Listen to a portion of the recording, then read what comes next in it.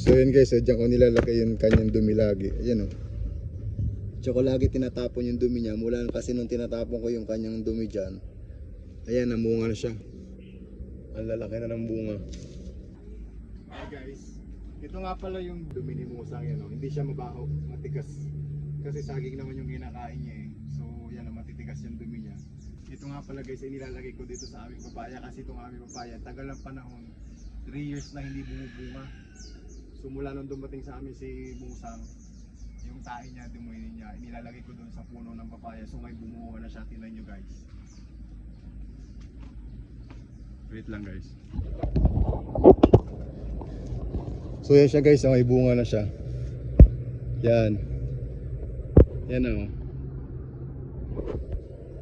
Dati hindi talaga yung bumunga-bunga.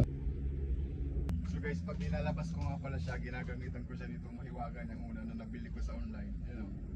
Ito higaan ng ng pusa. Yan. Kasi gusto na ito mabalahibo. Masarap yung tulog niya lagi dito. So kunin na natin siya guys.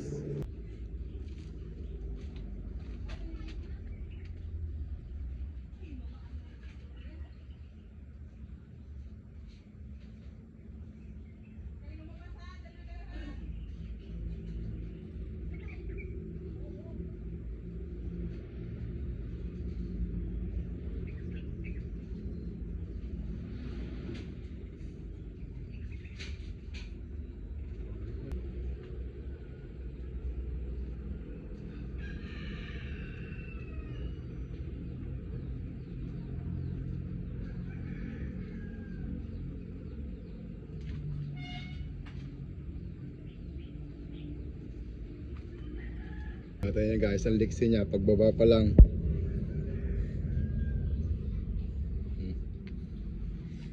Ang bilis tayo manakbo guys. Yan, kumakain siya ng dahon ng bayabas.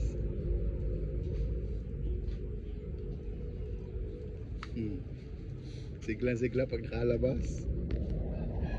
Oh. Ganyan siya guys, kasaya pag nakakalabas.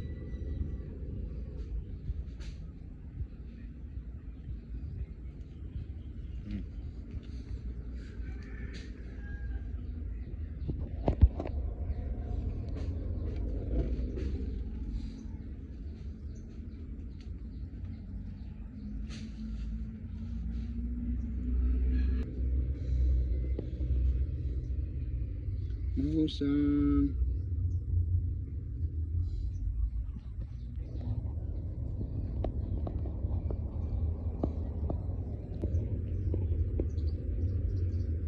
Diba pag natutulog yan, gusto niya lagi may latag, hindi makatulog pag walang latag.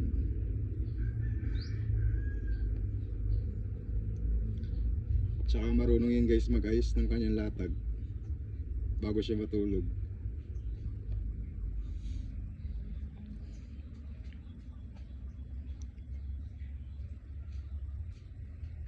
Ano hinahanap mo?